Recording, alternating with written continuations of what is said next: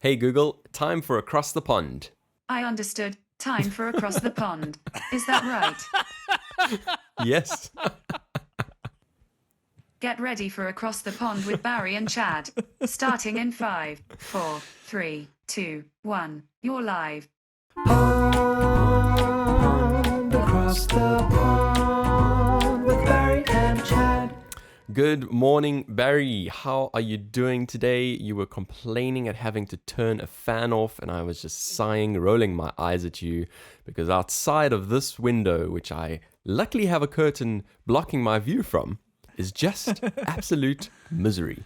Chad, we have the absolute opposite this side. A beautiful African summer is in our midst. Blue skies today, super, super hot.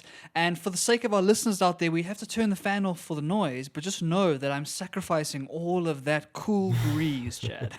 All of the sacrifices you have to make, Barry, just to get us through this wonderful episode that we call Across the Pond. I still haven't released the episode from last week. It's been taking an age to edit, render, but there's loads of memories that we obviously have there to go through. So looking forward to that. Obviously, by the time you're listening to this, that'll certainly be out.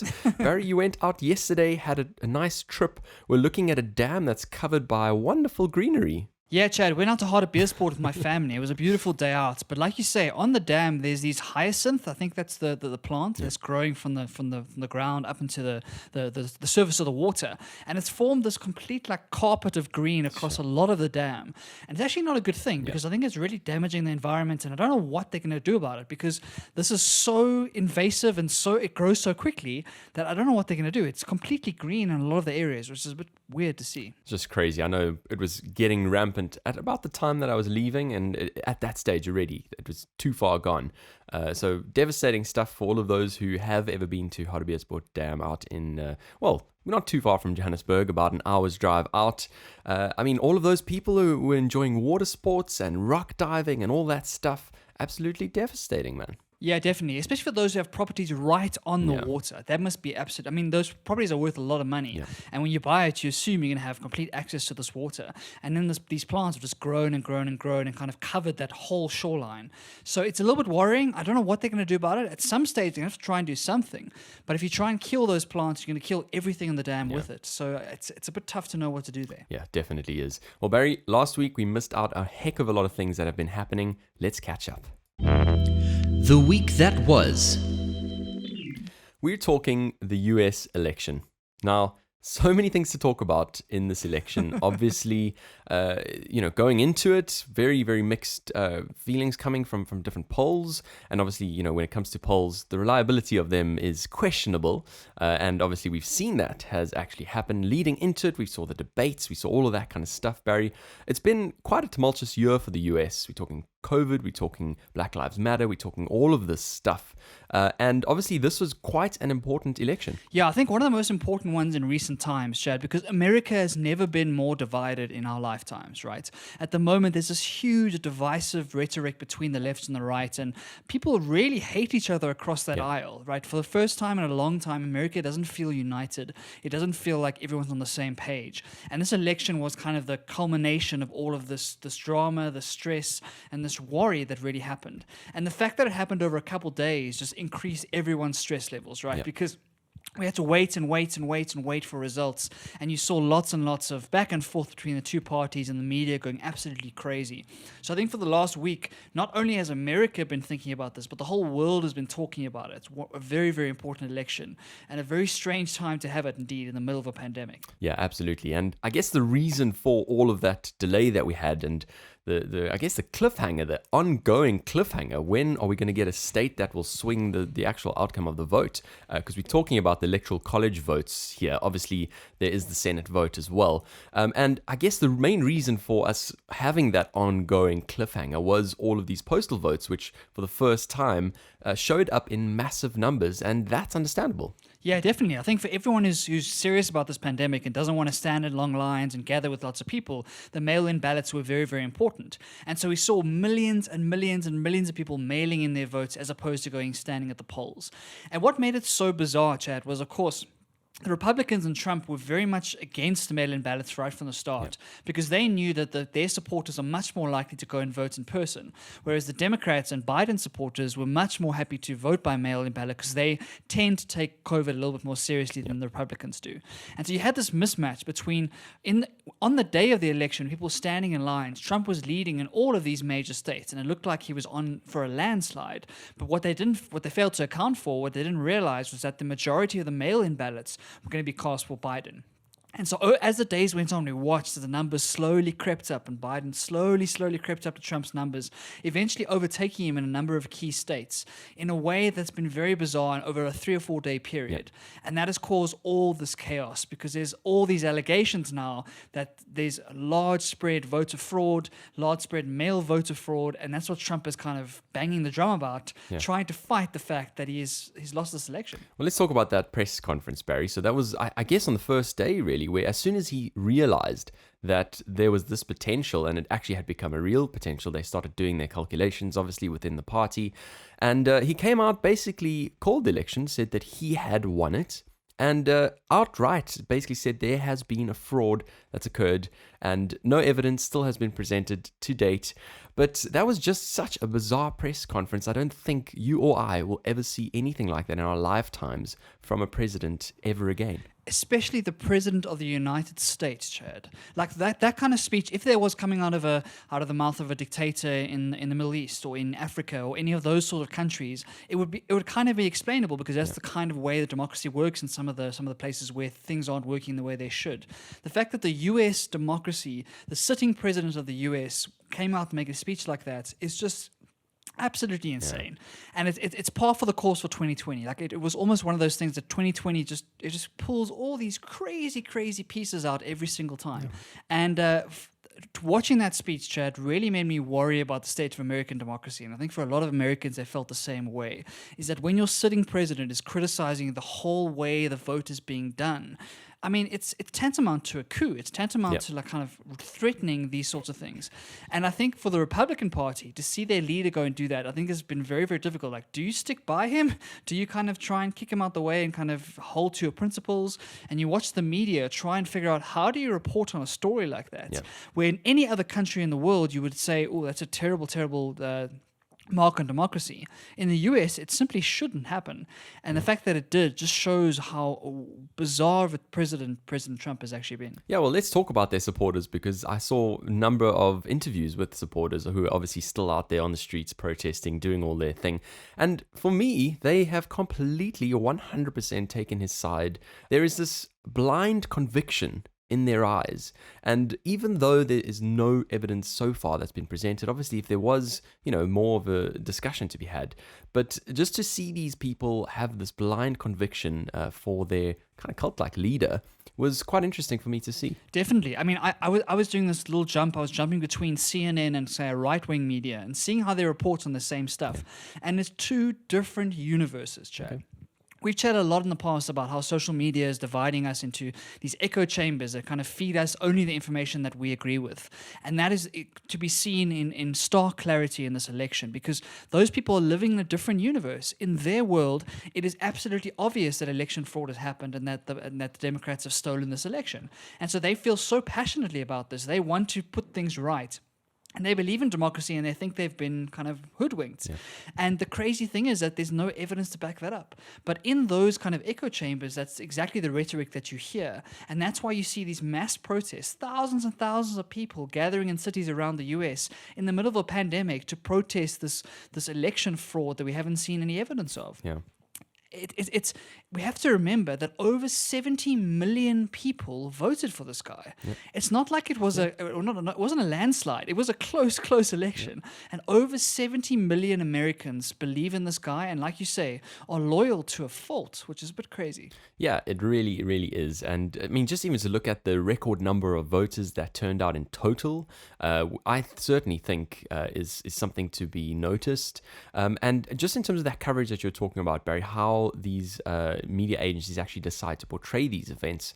I saw from his second press briefing, the one following, the first one that I think took everyone by storm. And following that, Barry, I don't know about you, but I was in this constant I had this constant valve of information flowing. I was listening to podcast after podcast. I'd get a notification from a news agency and be watching the live broadcast for an hour, just nonstop. And I mean, that was really interesting. So I think we can talk about that.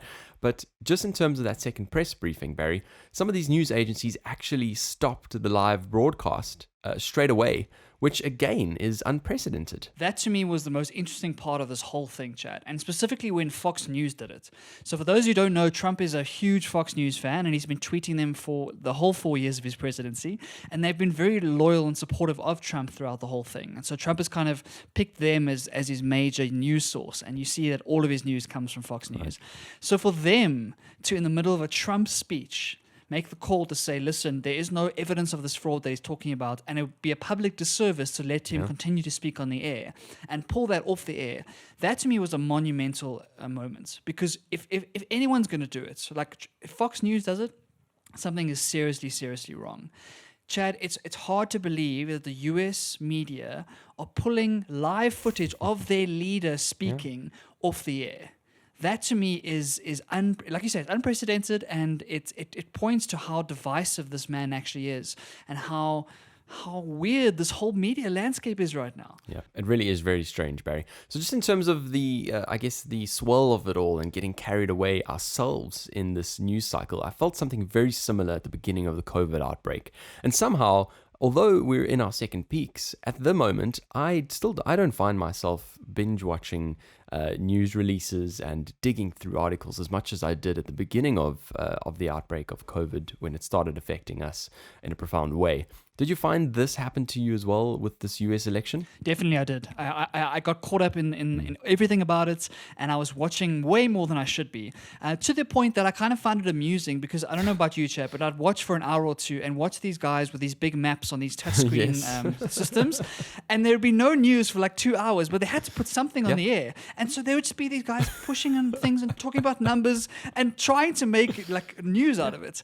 But this happened for 3 or 4 days in a row, and the poor guys, the poor news anchors are trying to sound enthusiastic. They're trying to bring new stuff to the audience, but there's only so many times you can tap on a map of Wisconsin and talk about how there's 2% difference between the two candidates. And so I think it talks to how 24/7 news is pure entertainment, and it's designed to keep you addicted to it. It's designed to keep you watching, Chad. There was no need for me to here in Johannesburg to spend all those hours watching it, but it's so well dramatized and it's so interesting and so fascinating that they make you want to watch it with the way that they portray things. And so it's good and bad. It's good in the sense that it's gotten a lot more people involved in politics, which is always a good thing. True. The voter turnout, like you say, is a very, very good thing. You want as many people in your democracy voting as possible. That is kind of the best way to get the real feeling of the people and not kind of leave out people who don't want to vote. So that's a good thing. But the bad thing is that if you lose 3 or 4 days of your life being addicted to this crazy breaking news story of people tapping maps on a touchscreen, that's not a good thing. Did you have the same idea, Chad? Did you have the same kind of experience? Yeah, 100%. It's this touchscreen. They're charting various paths that might happen. It's all it's all conjecture. It's all estimation. There's nothing backing it ultimately. And I found myself with the exact same observations, Barry. As soon as I saw the same little insert screened for the 5th time, I eventually decided, you know what, time to step off this wheel. Because it's just wasting time. It's not adding anything to my life. And although, as much as it is such a big news story and something we will never see in our lifetimes again, we don't need to be attached to the narrative 24/7. Yeah, definitely. And it's kind of it's a Trojan horse for everything else we look at in our lives, right? So for those of us who are following the news on a regular basis, it's easy to get caught up in those kind of rabbit holes. Yep. And if you get caught up in those and you let them become addictive, then I don't think it's good for you. I don't think it pulls distraction. It's all very sensationalized. It distracts you from what you should be doing with your life. Yeah. And so I think news is a very fine line. Obviously, you want to be informed. You want to be up to date with what's going on. You want to understand what the world is doing, because that's important. But at the same time, you have to think about your information diet. Where's your information coming from? How are you collecting it? And how much time are you spending to collect these insights? A lot of the time, you can get all of the benefits for a much, much smaller percentage of your time. And so I don't think anyone should be watching this 24/7 news at all. I think you should be getting your news from kind of more slower sources. You have more time to digest things and kind of get up to speed and make sure you're making the right calls. Because otherwise, you can get caught up in this Fox News rabbit hole or CNN rabbit hole or BBC rabbit hole and really find yourself completely indoctrinated into one set of ideas that is just kind of fed to you as breaking news alerts all the time. Yeah, you're 100% right. And we do need to think about our information sources a lot more. Now, Barry, let's answer the question of all questions. And I want to get your thoughts on it. Will Trump ever concede? Again, Chad, this makes this election so strange, is that this is the first time, I think, in history that a president has refused to concede after losing an election. And he's been very, very vocal about going to various states, all the swing states, and like filing lawsuits and trying to look for this election fraud. I don't know if he's going to concede. If you look at his personality over the last 4 years, and his whole life, basically, he's very, very much been the kind of guy that's going to fight this thing to the nail. And I think for him, it's kind of it's his way of getting out of this thing of being able to say I lost. He's going to be able to say the rest of his life that no, there was fraud, there was fraud, there was fraud. And I think he's going to like rely on that going forward to make sure that he doesn't feel like a loser in his own eyes. And so I don't think he's going to concede, Chad. And I think that's a terrible state of affairs when your sitting president refuses to phone the winning candidates and say good luck on your new transition. Yeah, completely. And just in terms of that transition, how cooperative is he going to be as well? Obviously, the process as it is there's this transition period, like you mentioned. I think sort of end of January, he actually, comes in as president officially. But until then, he should be in the situation room, seeing how these decisions get made, looking at basically process and how all that stuff is followed. So in terms of that transition, do you think it's going to be a smooth one? I don't think so. I don't think so. And based on what I've seen, I don't think the transition is going to be very willing. The good thing, though, is that Biden has been in this position for decades now, right? He's a very, very seasoned politician. Of course, he was vice president to Barack Obama. So he knows how it works. He knows all the ins and outs. I get the feeling that he's very well prepared for the job.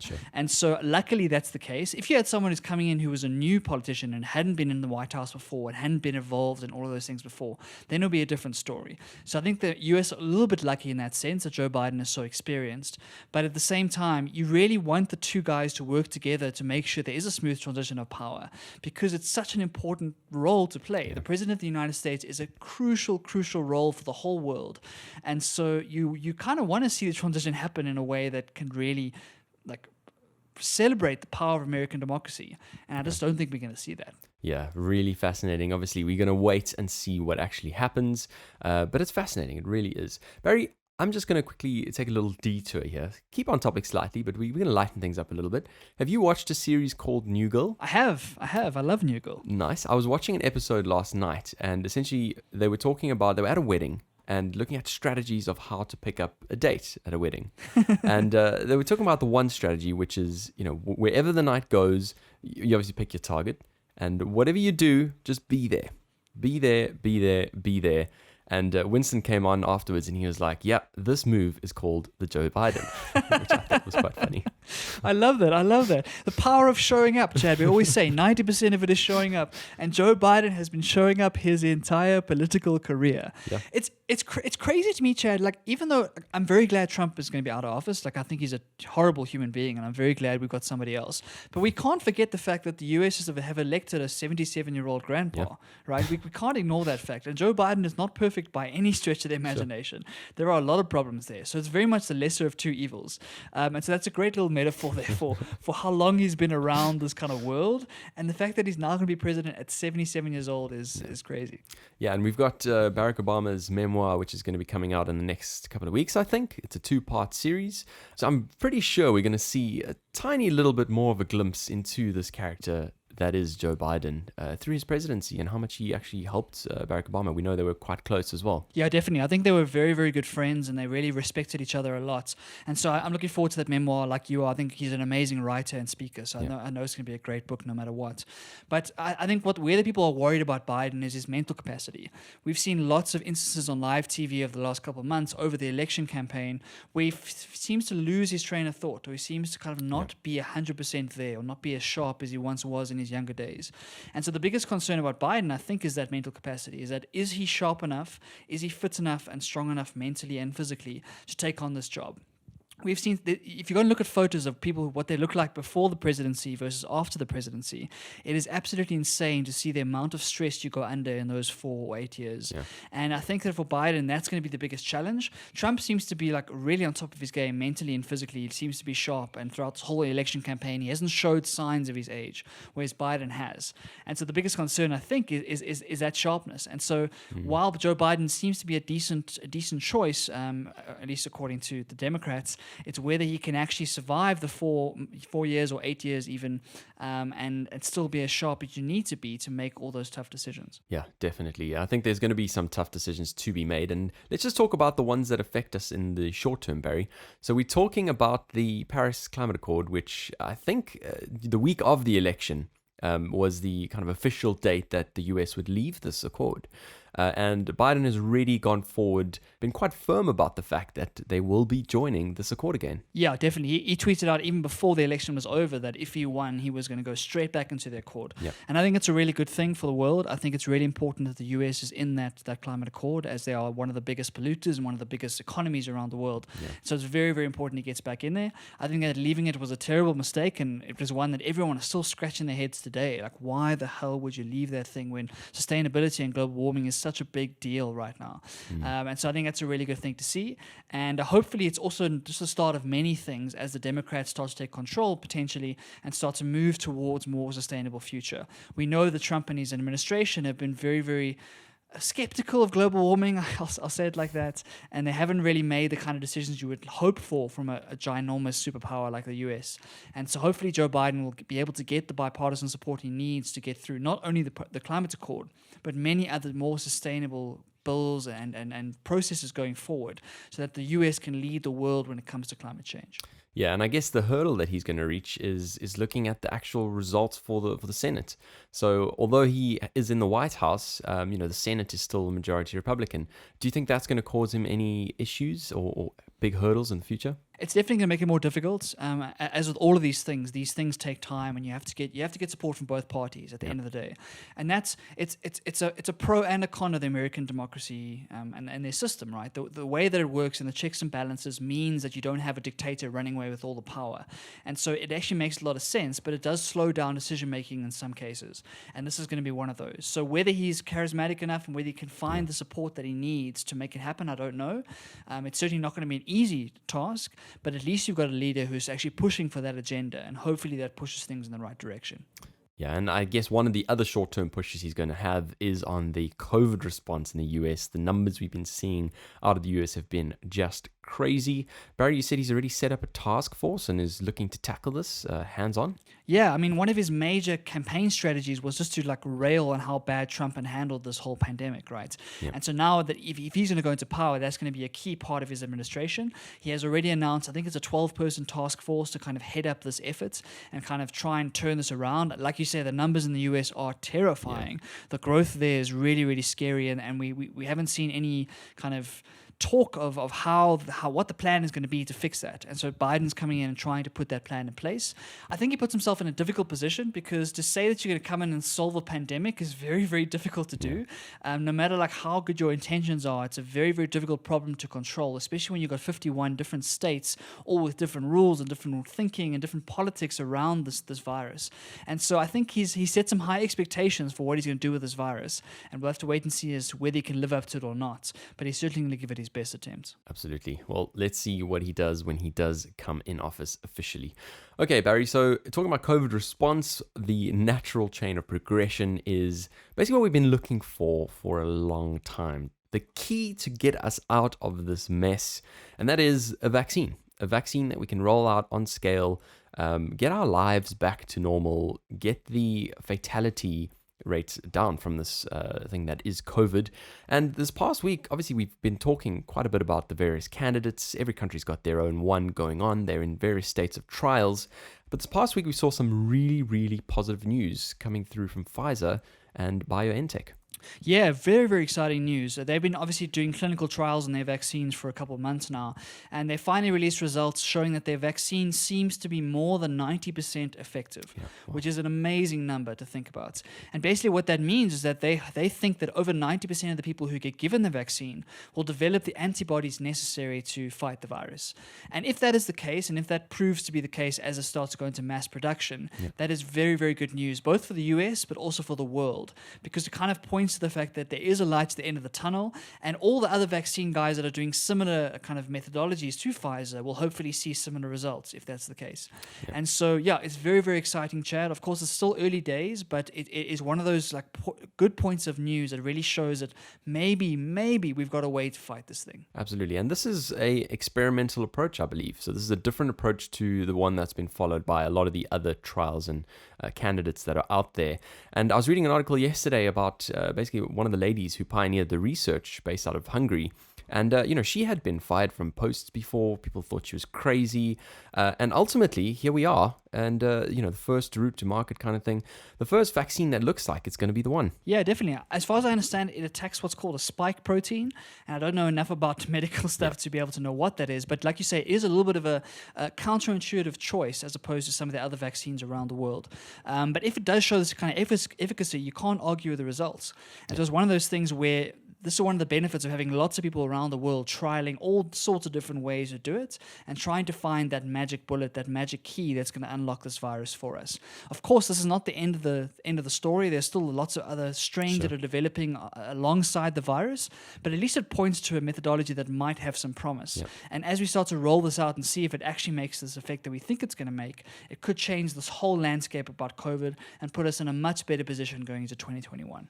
Yeah, absolutely. Now, let's talk about the vaccine and how it gets used, all of that kind of stuff. As far as I understand, Barry, it needs to be stored at a really, really cold temperature. I think it's around negative 70 degrees Celsius, somewhere around there.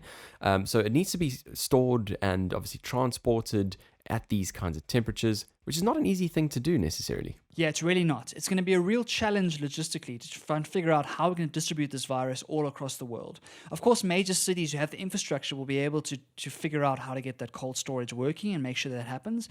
But when you're talking about more rural areas, when you're talking about developing countries, when you're trying to transport the vaccine across vast distances, this cold storage makes it very, very difficult.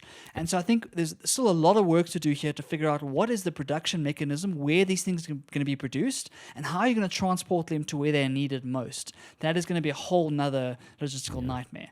And so, like I say, even if we have this vaccine, that's still only half of the work done. You actually have to get it to the people that need it. Yep. And that's going to be the biggest challenge here.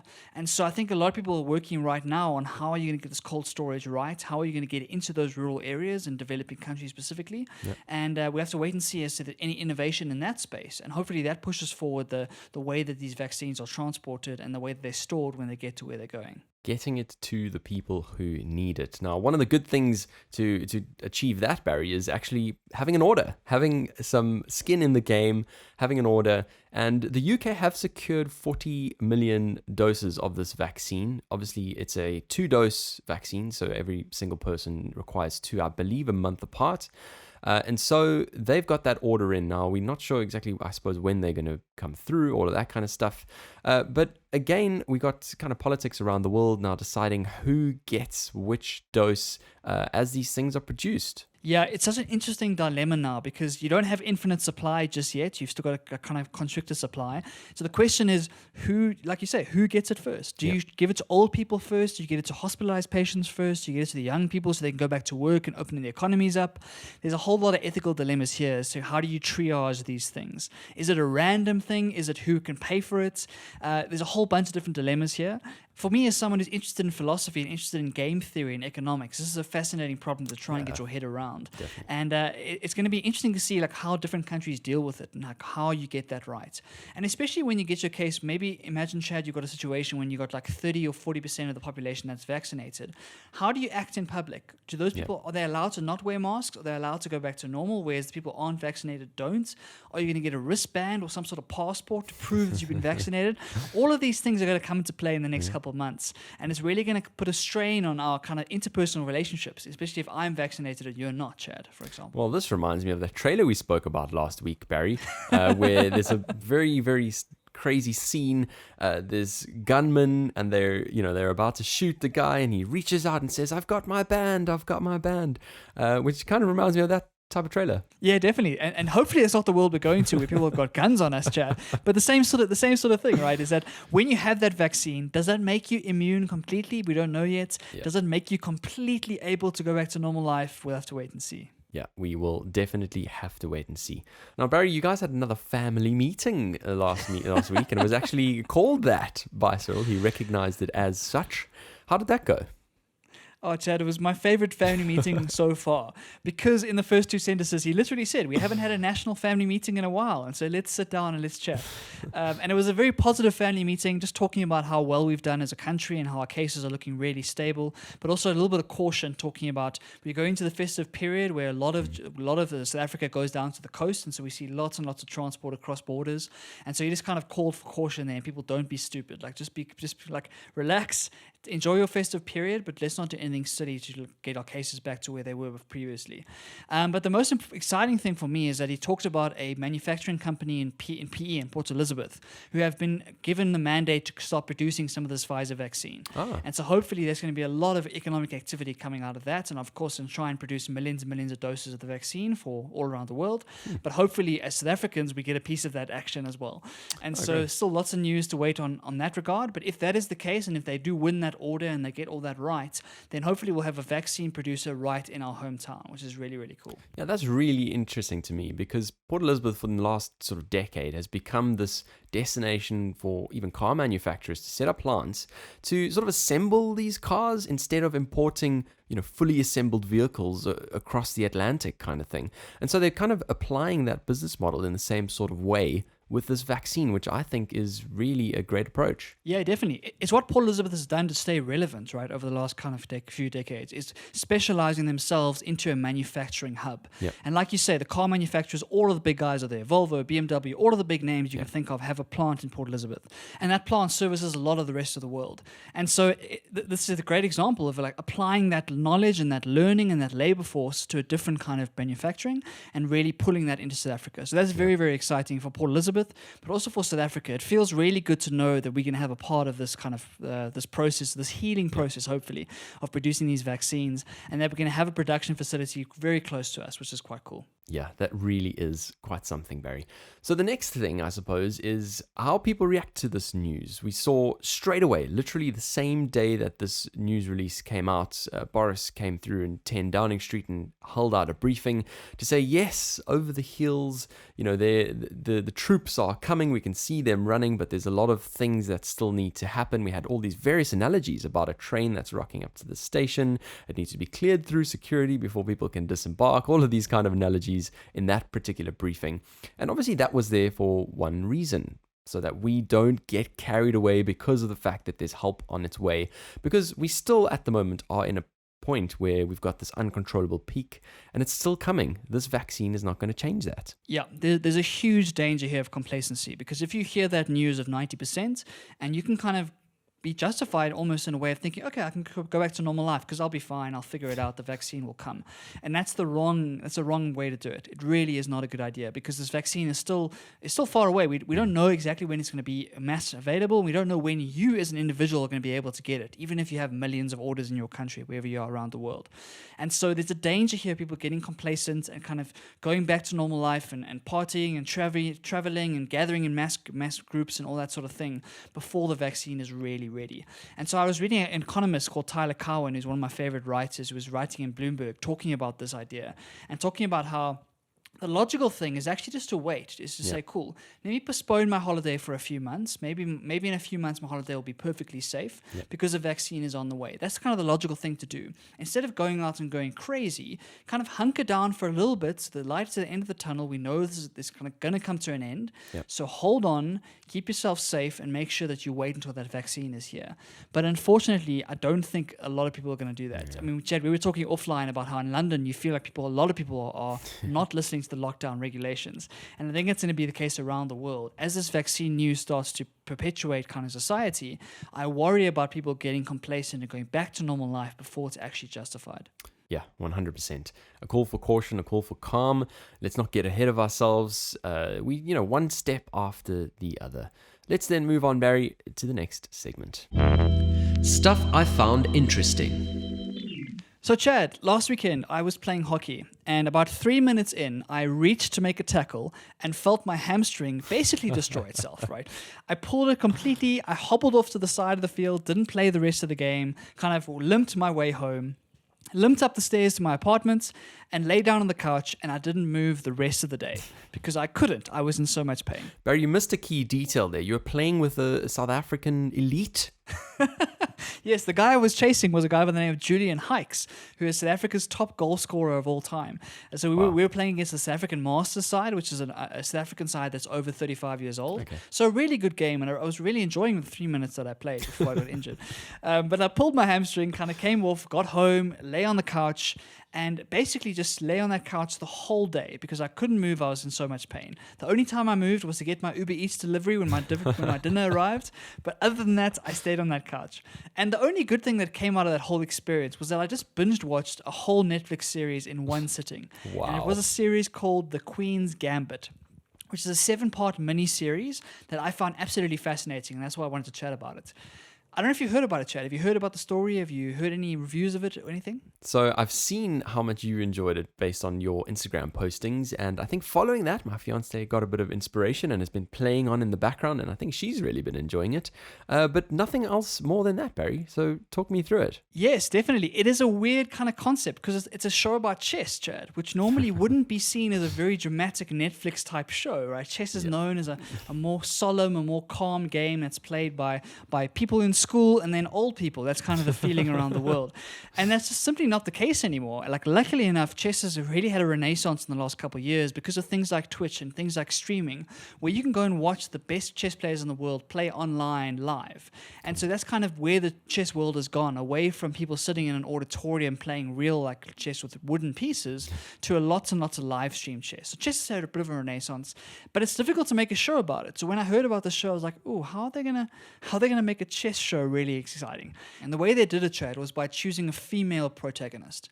For those who don't know, chess is a very, very male-dominated sport. If you look at the top 100 players worldwide, they are all men, and it's very much a male sport. There's very few female players at the top level. And so what the show does was it imagines a world where a female player is an absolute prodigy from the age of 9 and grows up to become the number 1 player in the world, and how her journey through this male-dominated world kind of plays out, and how people underestimate her, and how people sexualize her, and how all these things about how a female is growing up in this male-dominated sport. And it's a really, really fascinating journey watching this. So basically the story is that this girl grows up as an orphan, right? So no family, no background. She grows up in this girl's orphanage, and she finds a janitor playing chess in the basement, and so learns to play with the janitor, and over time discovers she has this amazing ability to see chess games many moves in advance, and becomes this absolute prodigy. But then it's coupled with this other storyline where in the orphanage themselves, they're being fed like tranquilizers or kind of like pills that are helping these girls kind of remain calm and get rid of anxiety and whatnot. And she realizes that the high she gets off these pills allows her to really get into the chess game at a more like spiritual level almost, and a more theoretical level. So there's these amazing shots, Chad, of her looking up at the ceiling and seeing a chessboard on the ceiling and being able to play games in her mind without actually having the board itself. Wow. And so it's this dual storyline of a female in a male-dominated sport, but also a woman who grows up dependent on substances, dependent on alcohol and on drugs in order to do what she's doing. And so she's fighting two things. She's fighting her own addiction and her own abuse of these substances, but also fighting this male-dominated kind of landscape of the chess world. And it's beautifully shot. It's got this amazing kind of chrome feeling. All the colors are very, very, very well matched to her hair color and whatnot. And I think it's a wonderful series, Chad. I can't recommend it enough. Oh, stunning. I'm really pleased that you mentioned the colors because I'm such a nerd for color grades and good color grades. It's definitely something that makes me want to carry on watching something. So it's really interesting that you brought that up, Barry. But the storyline, the plot sounds wonderful. I've seen a few scenes, as I said, as it's playing in the background, and it does definitely look like a compelling series to watch. Now, the question that I have, Barry, is there going to be any extension to the series? Are we going to expect any future seasons? I don't think that was the intention because this is based on a novel and the story Okay. kind of came to a natural end. So I don't think so. But of course, the media are running with rumors and I think it's done really well. So there's talk of maybe a season looking at her backstory or maybe looking at different aspects, maybe a different character or something. But the way that the story ends, I won't give it away, but it ends at a real natural stopping point. And because it was based on a novel itself, I don't know if they'd go anywhere beyond it. In my opinion, they shouldn't. I think it's a perfect piece of art as it is. I don't think you should ruin it with a sequel. Yep. And so I think one season, 7 episodes is the perfect length for this sort of story. And so I hope they don't do anything with it, Chad. Wonderful, wonderful. I mean, this really is just amazing. All of the great stuff that's coming out from Netflix. Your one subscription covers it all, especially when we've been confined to our homes in these lockdowns. One other thing that's getting released this week, Barry, as we talk, as people listen to this, it will have been out, and I bet a lot of people would have already binge watched it, myself included. That is The Crown, the next season of The Crown. And as I said, the trailers look absolutely epic. Are you keen for that release? I'm so excited for it, Chad. I'm so excited. And of course, it holds a very special place in Across the Pond hearts because it's one of the first things we chatted about right at the beginning of our show. And at that stage, we were both obsessed with it, Chad. You introduced it to me and I really loved it. I really got caught up in all of it. And the fact that there's a new series coming out is very exciting, especially because it brings a very, very special character into the fold, Chad. Yeah, looking forward to that. We are obviously talking about Princess Diana. Really looking forward to that. And one of the other reasons why it's been a special kind of talking point in Across the Pond, Barry, is we actually got a comment on our YouTube clip because we uploaded that particular clip as a separate clip in itself. We got a comment from someone who is from that area. We're obviously talking about the Aberfan disaster. And that for me was just really interesting to hear something from someone who obviously had a lot more interest in this matter than we did. It's one of the best parts about this podcast is those serendipitous connections with people all around the world who connect to different parts of the stories we talk about. And like you say, that person was very kind and generous with their words and kind of shared a whole story about their life living in that little town and how it was affected and all that sort of thing. So yeah, one of the most amazing serendipitous moments of this podcast for me, especially over the last year. And The Crown is one of those shows that when I think about it, I think about this podcast. And so I'm looking forward to the new season. I'm looking forward to chatting about it once I've watched it. And if you haven't watched The Crown yet, now's a great time to get started. There's lots and lots of cool stuff in that show. Yeah, 100%. Even if the monarchy doesn't come across normally as a noteworthy way to spend your time, The Crown is just fantastic. Okay, Barry, you had some homework this week. Did you do it? I did, Chad. I finished the documentary, and so I'm ready to chat. Wonderful. Now, we're talking about another offering on Netflix, and I had heard a lot about this from friends, from colleagues, from everyone really, talking about this documentary that is called My Octopus Teacher. Now, it's a story about a guy in South Africa who, he comes from a film background. He has been, following the Khoisan, I think, out in the desert, documenting things over years. He got to a stage in his career where he ultimately couldn't look at another edit suite. And I'm sure we've all felt the same way at some stage, Barry, where you look at that desk and you just need something different. You need a bit of a break. And so he went back to his kind of family home, which is based on the coast, and really started diving on a daily basis. Diving kind of just with his own breath, not having a tank, nothing like that. And discovering the most wonderful thing, really, discovering an octopus, which for me is a foreign object at this point in time. I don't know too much about octopuses. They don't fascinate me that much. I haven't really looked into them particularly. But this documentary, Barry, is quite something, isn't it? Chad, I'm the absolute opposite. I love octopuses. I've been thinking about them for years now. They're one of my favorite animals because I think they are so strange. And so when you told me about this, I was like, I am in. This sounds like my kind of thing. And I didn't know it was about a South African guy until about 10 seconds in. I heard the accent and I was like, hold on a minute. That sounds remarkably like a Western Cape accent. And it was. It's this guy on the Western Cape, like you say. And he started this journey by basically falling in love with this octopus in a sense, right, Chad? Because every single day he would go into that same water, try and find this little guy and follow it and kind of follow its whole life and film everything on as it went. And so what you get is this amazing documentary of a whole octopus's life. For those who don't know, an octopus only lives about a year or so. And so it's a very, very short life, very, very exciting life in a sense. And he was able to film this entire thing and put together some amazing visuals to show the good, the bad, and the ugly of what it takes to live as an octopus in the deep sea. Absolutely, and it's fascinating. It really is. So I just picked out a couple of key themes here for us to discuss, Barry. So the first one I want to discuss is about the creator himself. So we talk about the storytelling, we're talking just about him and the fact that he went on this journey to get obsessed, ultimately, with one octopus, like you say, fall in love with it. I get to the point of kind of shedding a tear when he speaks about the experience. And a lot of people have told me that they think he's a bit of a goof, ultimately. And, ultimately, I kind of thought about this. Do I think he's a freak? Do I think he has just established this profound relationship with nature? And, when I'm thinking about it myself, Barry, there are a lot of times where he could have interfered with nature. We talk about the shark scenes. It's these wonderful scenes, which we'll talk about in a little bit more detail in terms of the cinematics and filming it. But he could have kind of got involved and stopped nature from actually happening. And for me, he held back. He just respected it, observed it, watched it. So as much as he, yes, became obsessed with it, and yes, fell in love with an octopus, and yes, spent nights studying this thing, ultimately, for me, he showed a bit of restraint, and I don't think he's a weirdo in the same way that some of my friends do. What do you think? Chad, you have to be a little bit crazy to do what he did, right? You have to be a little bit. Yeah. You can't be completely rational about this. The fact that he spent a year, his whole life, only thinking about this octopus, you have to be a little bit crazy to do that. But that is the best part about humanity. The best part about humans are their ability to get obsessed about things to the state where they have to figure out what's going on.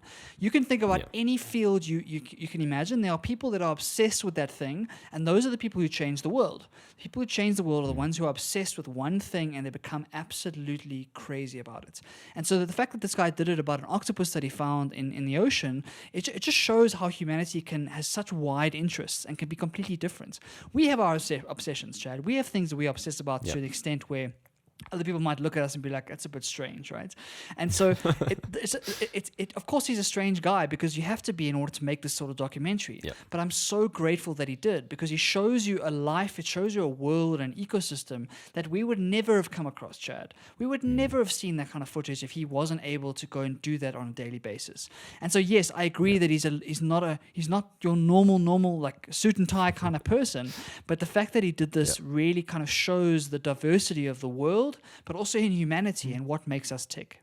Wonderful. I'm glad we're on the same page about that, Barry, because I've seen some people really, really quite emphatic about how much of a weirdo this guy is. But anyway, I thoroughly enjoyed it. I enjoyed his storytelling, and I just thought it was a great little story, ultimately. I think a lot of the memes came from what I found quite amusing as well, is these long shots of his face with dead silence and just watching him kind of thinking about his process. And I think everyone kind of memed that because that was quite hilarious. But I don't think it's a fair reflection of him as a person or as a nature person, like you say. As a conservationist, he was very, very clear. He knew what he was doing. He was an expert in this field. He knew you shouldn't interfere. And the fact that he got this footage it makes all of it okay. Well, let's talk about that footage, Barry, because you and I both love cinematic film. But now we're not talking about a scale of a production where you've got a whole massive team of people. You're talking about one guy, yes, who has got experience in documenting things and many, many years of experience in that vein. But one guy who's ultimately going out with his camera, maybe going with his son a few times to film him, obviously setting up shots with his camera. And I was blown away by the kind of footage that he got, especially when we talk about these shark scenes, Barry. Tracking the events, ultimately making sure that he is breathing underwater while this stuff is happening. I was fascinated by it.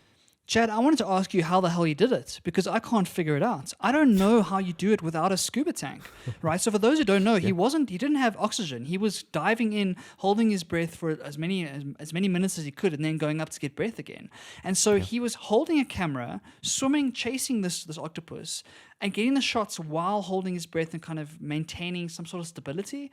I don't know how he did it, and the footage is absolutely incredible. I was blown away by how good it is. And like you said, the shark scenes, there's this one scene where the shark is chasing the octopus, must be chasing him for a good 10, 20 minutes, I would imagine. And he captures this entire chase on film while he is swimming behind the thing. And I don't know how he pulled it off, Chad. It's remarkable. I don't have any answers for you, Barry, because I was looking at that, just thinking, what the heck? If we're thinking of like a Disney nature documentary, Barry, or a National Geographic or something like that, we would expect these kind of cinematic scenes because they've got the infrastructure, they've got the teams of people, etc., etc. But this is just one guy who I presume, just filmed this, and then after the fact, came across to Netflix and said, guys, I've got a full-length documentary series. So was just filming this with no real expectation of what he was going to get. And for me, that's why I'm just fascinated and equally perplexed, Barry, like you, as to how he got this footage in the first place. I had just watched David Attenborough's new one, A Life on Our Planet, we chatted about in 2 episodes ago. And I was comparing the footage, and it was basically the same kind of quality. Yeah. And you know that David Attenborough's got the best film crews in the world, got huge budgets behind their productions. So the fact that this one guy was carrying this camera, or I don't know if it was a GoPro on his chest, I don't know how he did it, but somehow he brings you into this world without interfering at all and gives you this amazing perspective on this octopus's life, right up close, like right next to it, in a way that I've never seen done before with marine animals. And so it really was a really special documentary, something very, very different to what I've seen in the past. And I can't recommend it enough. You have to go and see this thing. Absolutely. I have nothing more to say, Barry. Let's move on to our next segment. Looking ahead. We're looking ahead a little bit today, Barry, and we're looking ahead in the future of that which is the giant that is Apple. And their strategy ultimately with their Mac system. So they announced, was it earlier this year? We spoke a little bit about it, Barry, that they're going to be transitioning from Intel chips to their own silicone chips. And something that they have been doing for a while with their iPhones and iPads and all kinds of other devices is having control of the chip. But when it came to actual computing and I suppose just their Mac family, they had stuck to the Intel line because it meant greater compatibility. People could install Windows operating systems onto their machines, etc., etc. And they've now made that transition. We saw this last week, the third out of their trilogy series of kind of events, of unveilings this year, ultimately in the last couple of months, really. This one was dubbed One More Thing. And I thought it was great. Have you seen any highlight clips of it after the fact, Barry? I did watch one of those 10-minute highlights, so I got the basic foundations of what they were chatting about. Cool. But like you say, it's one of those classic business school cases of vertical integration, right? Trying to tie the software and the hardware even closer together. And that's what Apple is really good at. Their things work so incredibly well together. And so now by taking Intel out of that process and making their own chips, that really does point to a whole new era of Apple technology. And I think that you're going to point to a lot of that in our conversation now, Chad. Definitely. And these chips seem to be pretty integrated. Within the chip, you've got the CPU, you've got the GPU, you've got the RAM even, which I was quite surprised by. But obviously the benefits of having all of this stuff in together means, less kind of buses and slow transformation of data. And ultimately everything's right there in the same place. It's quick and easy for things to transfer. But also it means, more control for Apple and a lack of customizability for us, where historically we've been able to still switch out our hard drives and our RAM modules in various models of MacBooks or Mac Minis, etc. But this is going to mean that you're going to buy your configuration and you're going to stick to it. That's what you're going to be using, which obviously I suppose Apple is quite a big fan of. But the things for me, Barry, is some of the claims that they made in this announcement are pretty crazy. We've got some charts here that have no scales on the X and Y axes. We've got all of these wonderful looking graphs. We've got 3 times, 4 times, 5 times performance, better than the performing, fastest in its class, etc., etc., etc. And ultimately, because of the fact that they're not actually out there and we haven't had people doing reliable tests yet, we're not sure what to believe. Exactly. And the way that Apple does it is so smart because they pull all these stats up and they make it seem like 4x, 5x. But unless you're a real tech nerd, it's hard to understand exactly what it means for you as a consumer, right? For the vast majority of people, the current MacBooks are way more powerful than what anyone will use it for. It's only for like that small portion at the top of the market who are really putting a lot of pressure on that RAM or a lot of pressure on that GPU, whether it comes to video editing or gaming or kind of mass machine learning type production things. Other than that, if you're just using email and kind of photos and YouTube and stuff, you're not going to notice these performance improvements, I don't think. And so that's what makes it so difficult to understand exactly what it means when it says 4x faster or 4x better performance, because they already are such incredible machines as is, Chad.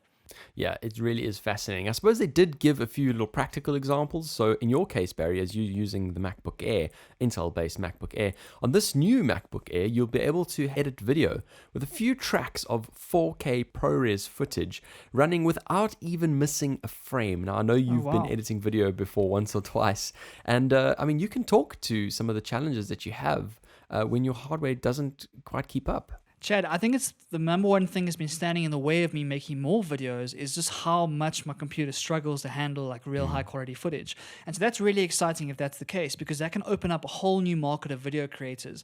At the moment, like my video editing is very constrained based on the kind of the capacity my computer has. And so if I was able to get something that can work with that high quality footage, that opens up a whole new bunch of opportunities. And so that's quite exciting. I didn't think about it in the sense that for the bottom of the range stuff, with the MacBook Air is the bottom of the range stuff for their laptops, it can really bring the performance up to a much more powerful level. That's really exciting, I think. Yeah, and I think that came through in a very, very profound way here, Barry, in a way that you're kind of wondering whether it's actually worth getting the MacBook Pro. I think the only extra benefits is in that slightly bigger profile is you have a little bit more cooling capability, and so you can push that chip a little bit further. But from the way I understand this, it's the same chip that's going in the MacBook Air and the same chip that's going in the MacBook Pro. So we're ultimately talking about the cooling in terms of a little bit of an extra performance gain. So new MacBook Air, new Mac Mini, which is back. I'm quite excited about that because I had a Mac Mini. It was my first, proper Mac, and I loved having it. We got the MacBook Pro, as I said, but only a 13-inch model, so they haven't unveiled anything more. So a lot of people are still kind of waiting in limbo. When are we going to get some more? Obviously, we know those people with their massive towers are looking for the Mac Pros, wondering when those are going to be released. But yeah, really interesting stuff to know that these things are going to be in the market within a week of that announcement. And kind of at the same time, Barry, they've rolled out their new operating system, which we're always very excited about because it kind of makes us feel like we have a new machine, right? A new visual interface. It feels like we've done a big upgrade, where ultimately it's just the software that's being changed, and that is macOS Big Sur. Now, I've attached a little screenshot here, Barry, of the removable hard drive icon, which I saw as soon as I did the upgrade, and I'm not impressed. I don't know why icons are so polarizing to people, right? Whenever there's a new upgrade, whenever people change the design, the very first thing people worry about is icons. We had this thing when, I don't know if you've been following the Google stuff, Chad, but Google's recently changed all of their icons for Gmail and Drive and all of these things, and people are losing their shit at it. They are completely all over the place around these icons. And this is another great example. I agree with you, Chad. It does look like a kid drew this thing, right? Yeah. Yeah, it's the reflection of it. It's just too shiny. Angle, it almost. Yeah, it's the angle. It's the color. We're being highly critical about this, but I would have thought Apple would have thought a little bit further. But anyway, Big Sur is out. It's got a sleeker user interface and design, and it's kind of bringing you more to the iOS type experience. You've got control centers come through, notifications, a new Safari browser, new iMessage, all that kind of stuff. Will you be doing an upgrade anytime soon? I do plan to, Chad. I did try yesterday, I think it was, and it told me that I needed 13 gigs more space. And so I've got to chuck a whole bunch of my stuff onto an external, then do upgrade, and then bring it back on. So at some stage, I'll get back to that admin, and then I'll be on the same page as you, and we can sit and talk about icons together, Chad. Sounds good. Well, before you take out that external drive, just appreciate the icon as it is, Barry, because it's going to be changing before your eyes, and that's going to be quite dramatic. Now, the last thing that I enjoyed a heck of a lot, and I don't know, a lot more than I think I should have, in watching this unveiling and watching this cinematic event from Apple again, is I thoroughly enjoyed seeing the founder on that unveiling in one of the promo clips, and then right at the end seeing Phineas using the new MacBook Pro as well, just talking about some of the comments and speed and stuff, and that's two very big nods of approval from across the pond. Chad, there's only one explanation for this. Tim Cook must watch our show. Right? He must watch our show because this is across the pond really pulling through its value. So for those who don't know, across the pond, we've been shouting the praises of and of Phineas for a long time now. And so it's really great that Apple are listening to our show. Guys, please sponsor us. If you're listening right now, you need to sponsor our show. We are the biggest fanboys possible, and we appreciate you taking our nods of approval and our kind of suggestions for your promo clips. And beyond just sponsoring us, also give us some kindness with the algorithm. Yes. Do that too, please. because we'll definitely appreciate that.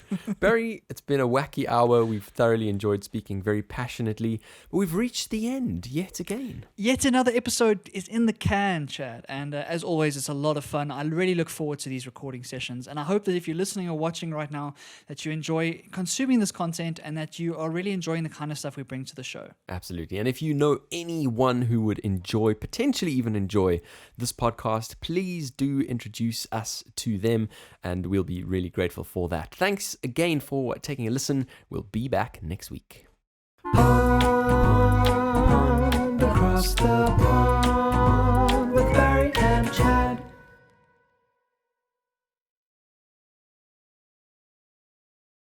Yeah, Chad, we're not hard at best. Talking about the electrical, because we're talking about the electrical college. Oh, come on. Because we the electrical college. Come on, Chad. Where we learn to fix plugs, Chad. Pulls out all of these pieces every single time.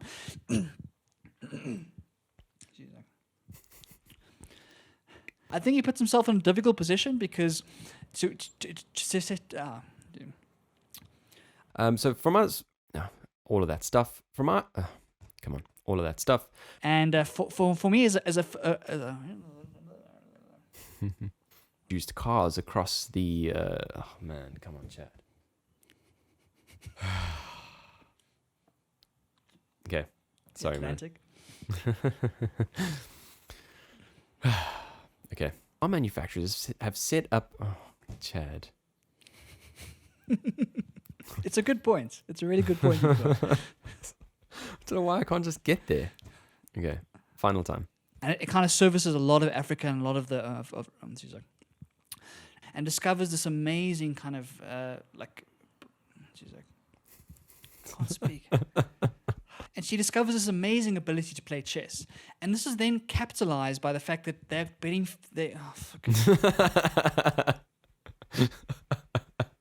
Now, my question is there going to be an extension? Are there going to be series future? Oh, come on, I can't talk either. I didn't know, but it was I don't know. A goof. He's a bit of a. Sorry, that wasn't the right word. I think that's fair. Disney documentary or any other nature documentary series. We would expect this kind of production quality because of the teams and the infrastructure. Do you want to say National Geographic rather than Disney? Disney's got documentaries. Disney Nature. Do they? Yeah, they do. Okay. I've never seen a Disney documentary. Okay. My bad. They do, but I'll change it. I'll change it. If they do, it's fine. I just thought you made a mistake. Oh, Chad, that is the question, right? That is the question. Unfortunately, Chad, the prices here in South Africa are still a bit crazy, right? So no. Sorry. Oh. I mean to Big Sur. Oh, it's a big.